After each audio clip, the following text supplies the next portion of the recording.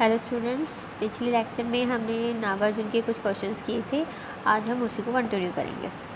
Next जो उनकी poem है बादल को गिरते देखा है, ये आपके कोर्स में लगी हुई है। दूसरी कविता है नागार्जुन की, बादल को गिरते देखा है। टोटल 3 इनकी कविताएं आपके कोर्स में लगी हैं, जिनके बारे में पूरी डिटेल आपको पास होनी ही चाहिए, क्योंकि इनसे संबंधित तो क्वेश्चन आएंगे ही आएंगे। इसके अलावा भी जो भी नागार्जुन ने कविताएँ लिखी हैं उससे संबंधित क्वेश्चन आ सकते हैं। तो पहले हम देख लेते हैं ना, बादल को घिरते देखा है इससे संबंधित कुछ क्वेश्चन। इसमें इस कविता से संबंधित कुछ लाइनें दी हुई हैं कि मैंने तो भीषण जाड़ों में नभ चुंबी कैलाश शीर्ष पर महादेव को झंझानिल से गरज गरज भिड़ते देखा है। यहाँ पे इस कविता की जो भी लाइनें दी हुई हैं उसका नाम पूछ रहा है कि किस कविता से ये ली गई है। तो ये ली गई है बादल को घिरते देखा है। नेक्स्ट है तुंग हिमालय के कंधों पर क्या है। तो इस कविता में जो उन्होंने कही है बातें उसी से संबंधित इसमें क्वेश्चन पूछे गए हैं कि इसके अंतर्गत छोटी बड़ी झीलें हैं। जो इसका सही आंसर होगा वो है छोटी बड़ी झीलें। बेबस चकवा चकवी को शैवालों की हरी घास पर कवि ने क्या करते हुए देखा है। तो इसके अंतर्गत सही आंसर आएगा प्रणय कलह। नेक्स्ट है भ्रमित होकर इधर उधर कौन भटकता है। तो इसका सही आंसर है मृग। नागार्जुन ने कल्पित कवि किसको कहा है।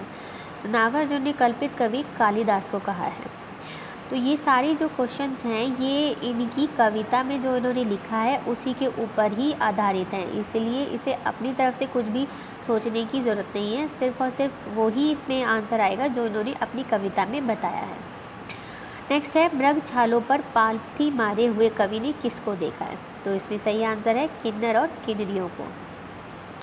अब जो लास्ट ये पोएम लगी है वो है अकाल और उसके बाद। इसके भी कुछ क्वेश्चन देख लेते हैं। कई दिनों तक चूल्हा रोया चक्की रही उदास। ये लाइनें जो हैं भूख से संबंधित, ये जो पंक्तियां हैं नागार्जुन की किस कविता से ली गई है। तो ये है अकाल और अकाल के बाद। नेक्स्ट है युगधारा नागार्जुन का कौन सा काव्य संकलन है, मतलब कि कौन से नंबर का काव्य संकलन है। तो ये इनका प्रथम काव्य संकलन है। तो इस तरह क्वेश्चन भी आ सकते हैं कि नागार्जुन का प्रथम काव्य संकलन कौन सा है। तो वो है युगधारा। नागार्जुन की किस कृति में परिपक्व व प्रांजल प्रकृतिवाद के दर्शन होते हैं। तो इसके अंतर्गत सतरंगे पंखों वाली जो इनकी रचना है, जो काव्य ग्रंथ है, काव्य संग्रह है इनका, उसमें ये प्रगतिवाद के दर्शन होते हैं। नेक्स्ट है दाने आए घर के अंदर कई दिनों के बाद। इस पंक्ति का संबंध किस कविता से है। तो यह अकाल और उसके बाद। किसान के आंगन में धुआं कब उठता है। तो उसमें है अच्छी फसल के बाद। कौवा कब आंखें खुजलाता है। तो इसमें जितने भी ऑप्शन दिए हैं वो सभी सही हैं। तो जब किसान खुश होता है, जब किसान के घर में खुशी और खाना बनता है, जब किसान के आंगन में धुआं उठता है। ये सारी बातें इस कविता के आधार पर बिल्कुल सही आती हैं इस क्वेश्चन के आंसर में। ये तो हमने सब अलग अलग देख ली कवि से संबंधित, कुछ इनकी कविताओं से संबंधित। अब हम कुछ मिक्स क्वेश्चन देखेंगे ताकि हमारे लिए थोड़े से और जो प्रैक्टिस इसकी हो सके। तो नेक्स्ट है हिंदी साहित्य में बाबा के नाम से कौन पहचाने जाते हैं। पिछले लेक्चर में मैंने आपको बताया था कि इससे संबंधित क्वेश्चन पूछ लिया जाता है कि बाबा के नाम से कौन पहचाने जाते हैं। तो वो हैं नागार्जुन। तालाब की मछलियाँ कविता संग्रह किसका है। तो ये जो कविता संग्रह है वो है नागार्जुन का। नागार्जुन कृत बाबा बटेश्वर नाथ किस तरह का उपन्यास है। तो ये उपन्यास है आंचलिक। कवि बैद्यनाथ के पिता का नाम क्या था। तो अगर नागार्जुन नाम ना आके बैद्यनाथ या यात्री इस तरह से नाम आ जाए तो भी आप लोगों को कंफ्यूज नहीं होना है, क्योंकि आप लोगों को नागार्जुन से संबंधित ही क्वेश्चन पूछे जा रहे हैं। कभी आप वहाँ पे कंफ्यूज हो जाओ कि ये तो हमने पढ़ा ही नहीं था, ये तो कोई कौन सा कवि लगा दिया। ये नागार्जुन के ही नाम है, तो इन्हें आपको याद रखना है। तो इनके पिता का नाम था गोकुल मिश्र। किसके शिष्य के नाम पर वैद्यनाथ ने अपना नाम नागार्जुन रखा। तो वो थे महात्मा बुद्ध। नेक्स्ट है वैद्यनाथ मिश्र ने मैथिली में किस उपनाम से लिखना आरंभ किया। तो वो था वैदेही उपनाम से, वैदेह्य। तो नेक्स्ट है नागार्जुन की प्रथम कविता कब छपी। इनकी प्रथम कविता छपी सन 1930 में। नागार्जुन की पत्नी का क्या नाम था। उनकी पत्नी का नाम था अपराजिता। किस रचना संयुक्त निकाय का अनुवाद पढ़कर नागार्जुन ने पाली भाषा पढ़ने की इच्छा जागृत थी। तो ये रचना थी राहुल सांस्कृत्यायन की संयुक्त निकाय, जो कि नागार्जुन ने लिखी थी, लेकिन इसका जो मूल ग्रंथ था वो पाली ग्रंथ में था, तो वो ही पाली भाषा में था और वो ही मूल ग्रंथ पढ़ने की इच्छा से नागार्जुन जो है पाली सीखने के लिए श्रीलंका जाते हैं। नेक्स्ट है सन 1938 में बिहार में कौन सा आंदोलन चल रहा था जिसमें नागार्जुन ने भाग लिया, तो वो आंदोलन था किसान आंदोलन। नेक्स्ट है श्रीलंका में पाली के साथ नागार्जुन ने काम चलाओ कौन सी भाषा सीखी, तो वो थी अंग्रेजी। नागार्जुन का प्रसिद्ध खंड काव्य कौन सा है, उनका खंड काव्य है भस्मांकुर। पुरानी जूतियों का कोरस, इस जो रचना है इसकी रचना विधा कौन सी है, तो ये काव्य है। नेक्स्ट है नागार्जुन का उपन्यास कौन सा नहीं है, तो ये जो ऑप्शन दिए हुए हैं इसमें पूछा है कि कौन सा उनका उपन्यास नहीं है। बाबा बटेश्वर नाथ, तालाब की मछलियाँ, बलचनामा, जमनिया के बाबा। तो इसके अंतर्गत जो सही आंसर है, जो इस क्वेश्चन के हिसाब से सही आएगा वह तालाब की मछलियाँ, जो कि नागार्जुन का उपन्यास नहीं है। नेक्स्ट है मैथिली और हिंदी दोनों भाषाओं में प्रकाशित नागार्जुन का उपन्यास कौन सा है, तो वो है पारो। ये मैथिली और हिंदी दोनों ही भाषाओं में प्रकाशित हुआ था। अन्नहीनम की रचना विधा कौन सा है, ये जो रचना विधा है इसकी वो है निबंध, ये एक निबंध है।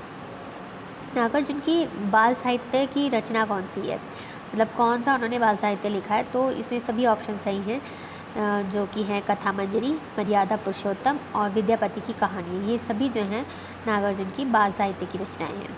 नागार्जुन को साहित्य अकादमी पुरस्कार कब प्राप्त हो, तो ये उन्हें मिला 1969 में, यानी कि 1969 में।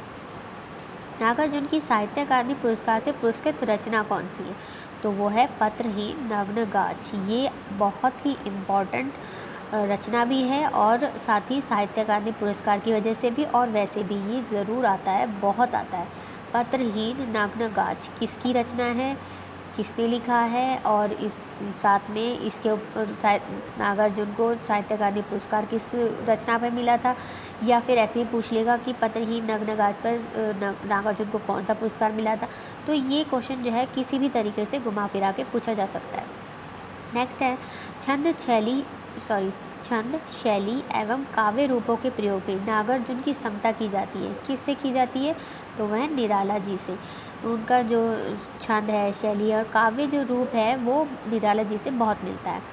नेक्स्ट है 20वीं सदी अतिवादों की सदी है और नागार्जुन का व्यक्तित्व 20वीं सदी की तमाम महत्वपूर्ण घटनाओं से निर्मित हुआ। ये जो कोटेशन है ये किसने कहा, ये इनके बारे में, नागार्जुन के बारे में किसने कही, ये कही थी हॉब्सबॉम ने। तो नेक्स्ट है नागार्जुन ने कविताओं के जरिए कई लड़ाइयाँ लड़ी, वे कवि के रूप में ही महत्वपूर्ण नहीं है अपितु नए भारत के निर्माता के रूप में भी दिखाई देते हैं। ये कथन किसका है, ये है आलोक धनवा का। नेक्स्ट है शब्दों को वे यानी कि नागार्जुन इस तरह फेंटते थे जैसे ताश के पत्ते फेंटकर कहीं से काट लिया। तो नागार्जुन की भाषा पर ये टिप्पणी किसने की, तो ये टिप्पणी की थी अरुण कमल ने। हिंदी की है असली रीढ़ गवारू बोली, तो ये उक्ति किसने कही थी, ये है नागार्जुन ने कही थी। तो हिंदी भाषा प्रदेश के किसान और मजदूर जिस तरह की भाषा आसानी से समझते और बोलते हैं उसका निखरा हुआ काव्य में रूप नागार्जुन के यहाँ है। तो ये आलोचना किसने की थी, मतलब ये जो लाइनें हैं ये किसने कही थी, ये कही थी डॉक्टर रामविलास शर्मा ने। नेक्स्ट है नागार्जुन को कबीर के बाद हिंदी का सबसे बड़ा व्यंग्यकारक माना जाता है। ये बात किसने कही थी, ये कही थी डॉक्टर नामवर सिंह ने। तो इस प्रकार हम देख रहे हैं कि बहुत सारी कोटेशन जो है हमने अभी पढ़ी हैं, तो ये सभी चीज़ें जो हैं वो आपको एक अलग सेपरेट जगह पे एक ही जगह सारी कोटेशन लिखनी चाहिए ताकि आपको अच्छे से याद हो जाए। नेक्स्ट है नागार्जुन की काव्य की भावात्मक विशेषता कौन सी है, तो वो है स्वदेशानुराग। नागार्जुन ने अपनी कविता में प्रयोग क्या किया, मतलब कौन सी शैली का जो उन्होंने प्रयोग किया, उद्बोधन शैली का, आत्म परिचयात्मक शैली का, व्यंग्यपूर्ण शैली का, या सभी शैलियों का, तो उन्होंने सभी शैलियों का इसमें प्रयोग किया। नेक्स्ट है नागार्जुन ने बिहार के किस आंदोलन में सक्रिय योगदान दिया, तो उन्होंने जमींदार किसान आंदोलन में सक्रिय योगदान दिया। घोर निर्जन में परिस्थिति ने दिया है डाल, घोर निर्जन में परिस्थिति ने दिया है डाल में किसे घोर निर्जन में डाल दिया गया है, तो स्वयं कवि को। तभी तो तुम याद आती प्राण में प्राण कौन है, तो ये उनकी पत्नी है। नागार्जुन की शस्य श्यामल जनपदों के नाम रखे गए हैं तो उनके रूप और गुण के आधार पर। कालिदास का मेघदूत से क्या संबंध है, तो कालिदास ने अपनी रचना मेघदूतम में मेघ को श्रापित यक्ष का दूत बनाया है, तो ये उसका कालिदास का मेघदूत के साथ संबंध है। कवि नागार्जुन ने महामेश को कब देखा था, तो उन्होंने भीषण जाड़ों में देखा था। झंझानील का क्या अर्थ है, झंझानील का अर्थ है आंधी तूफान के साथ होने वाली वर्षा, उसे कहते हैं झंझावात। कई दिनों तक चूल्हा रोया वे इसमें इन लाइनों में चूल्हा रोया का प्रतीकार्थ क्या है, मतलब ये किस चीज़ का प्रतीक है, तो इसका प्रतीक है कि ये चूल्हा नहीं जला। कई दिनों तक चूहों की भी हालत रही शिकस्त, क्यों, क्योंकि घर में खाने के लिए एक भी दाना नहीं था। अकाल में कई दिनों तक, इसमें आगे की लाइन क्या है, कुतिया नींद भर सोई।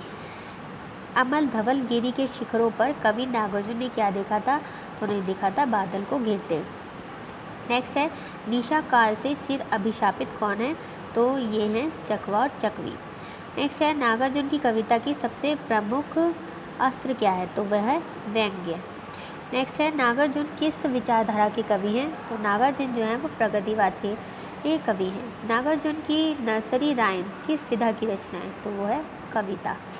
किस कविता को लिखने के कारण नागार्जुन को जेल जाना पड़ा, तो वो तो कविता थी, वो थी शपथ। नेक्स्ट है नागार्जुन ने बौद्ध भिक्षु बनकर किस देश की यात्रा की, तो इसके अंतर्गत ये तीनों ही देशों की यात्रा की इन्होंने, श्रीलंका, तिब्बत और बर्मा। नागार्जुन की सुप्रसिद्ध काव्य कृति कौन सी है, तो इसके अंतर्गत इनकी सारी ही काव्य कृतियाँ हैं, ये तीनों ही इनकी काव्य कृतियाँ हैं। युगधारा, सतरंगी पंखों वाली, प्यासी पथरई आँखें, ये तीनों ही इनकी काव्य कृतियाँ हैं। नेक्स्ट है गांधी जी की मृत्यु पर नागार्जुन ने कौन सी कविता लिखी, तो उन्होंने लिखी थी शपथ, जिसके लिए ना जेल भी जाना पड़ा। नेक्स्ट है युगीन विसंगतियों एवं पाखंड का चित्रण कवि ने किस कविता में किया है, तो वो किया है इन्होंने सतरंगी पंखों वाली। नागार्जुन की व्यंग्य परखता किस कविता में चरमोत्कर्ष पर पहुंची है, तो यह है प्यासी पथराई आँखें। नेक्स्ट है स्वतंत्र भारत की जनता के अभाव, कष्ट और पीड़ा का सत्रस्त चित्र किस कवि की रचनाओं में विद्यमान है, तो वो है नागार्जुन। नेक्स्ट आज के लिए इतना ही। अगले लेक्चर में हम अगला चैप्टर पढ़ेंगे, तब तक आप इसकी अच्छे से प्रैक्टिस करें। Thank you.